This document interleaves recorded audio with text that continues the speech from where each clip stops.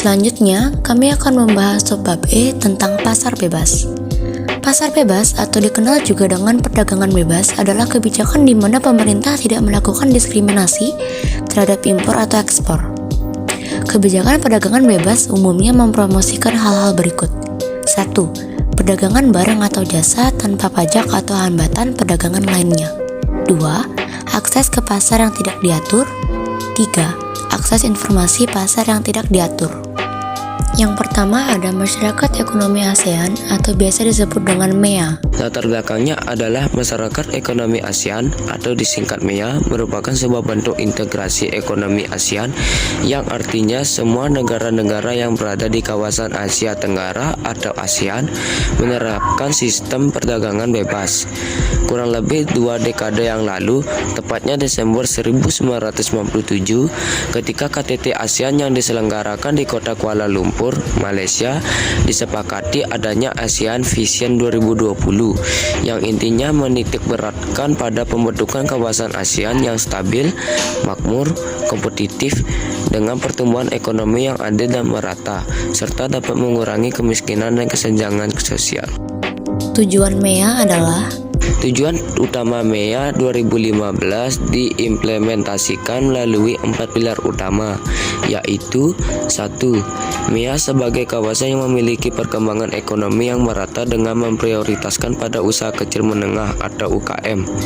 2. MEA dibentuk sebagai kawasan ekonomi dengan tingkat kompetensi yang tinggi yang memerlukan suatu kebijakan yang meliputi competition policy, consumer protection, intellectual property right atau IPR, taxation, dan e-commerce.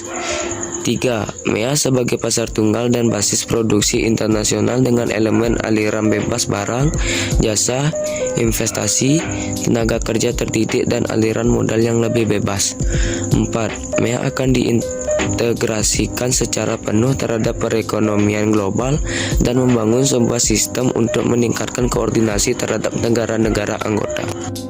Yang kedua ada ASEAN Free Trade Area atau biasa disebut dengan AFTA.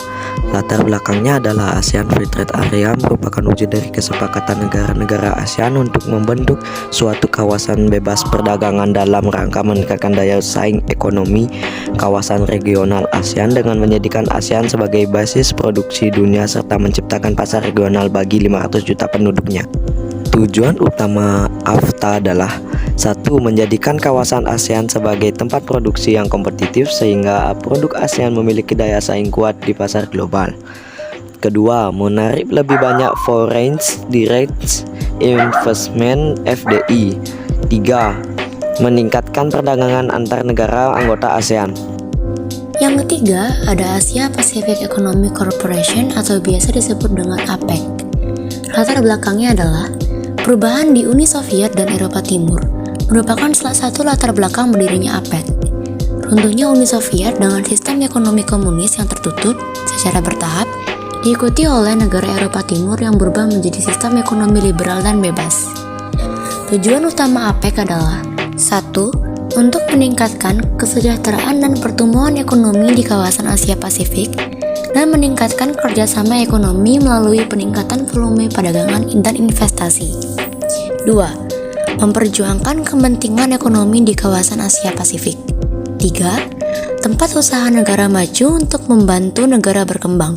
4. Meningkatkan perdagangan dan investasi antar anggota. 5. Menjalankan kebijakan ekonomi secara sehat dengan tingkat inflasi rendah. Dan yang terakhir, mengurangi dan mengatasi sengketa ekonomi perdagangan. Yang keempat ada unit Eropa atau bisa disebut dengan MEA. Latar belakangnya adalah Masyarakat Ekonomi Eropa, European Community atau Unit Eropa, European Union. Sejak berakhirnya Perang Dunia Kedua, Eropa mengalami kemiskinan dan perpecahan.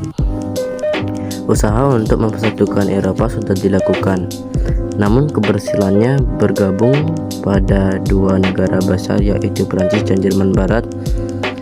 Pada tahun 1950, Menteri Luar Negara Prancis Maurice Schumann berkeinginan menyatukan produksi baja dan batu bara Prancis dan Jerman dalam wadah kerjasama yang terbuka untuk negara-negara Eropa lainnya, sekaligus mengurangi kemungkinan terjadinya perang. Tujuan utama MIA adalah 1. Integrasi Eropa dengan cara menjalin kebersamaan ekonomi, memperbaiki taraf hidup, dan memperluas lahan kerja.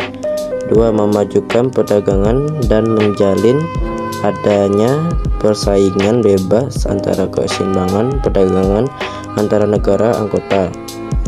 3. Menghapus semua rintangan yang menghambat lajunya perdagangan internasional. 4. Meluaskan hubungan dengan negara-negara selain anggota MIA. Dan yang kelima ada World Trade Organization atau bisa disebut WTO. WTO sebagai organisasi perdagangan dunia merupakan satu-satunya badan internasional yang mengatur masalah perdagangan antar negara. Organisasi ini dibentuk pada tanggal 1 Januari 1995 untuk menggantikan GATT, General Agreement on Traffic and Trade. Tujuan WTO adalah 1. Meningkatkan kesejahteraan negara-negara anggota melalui perdagangan bebas. 2. Membantu produsen barang dan jasa serta eksportir dan importir dalam kegiatan perdagangan. 3. Mendorong lebih terbukanya perdagangan dunia. 4. Menciptakan rangkaian aturan dan prinsip guna mengatur perdagangan internasional. 5. Menyusun kewajiban anggotanya untuk menjamin perdagangannya sistem internasional non-diskriminatif. 6. Menyediakan forum untuk membicarakan isu-isu perdagangan internasional. Dan 7. Menyediakan mekanisme penyelesaian perdagangan internasional. Berikut adalah fakta-fakta dari subbab D dan E, yakni gambar pada kiri atas menjelaskan bahwa penetapan batik oleh UNESCO sebagai warisan budaya.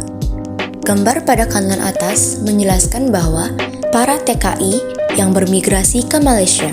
Gambar pada pojok kiri bawah membahas tentang ASEAN yang pernah mengekspor tanaman agrikultur ke US.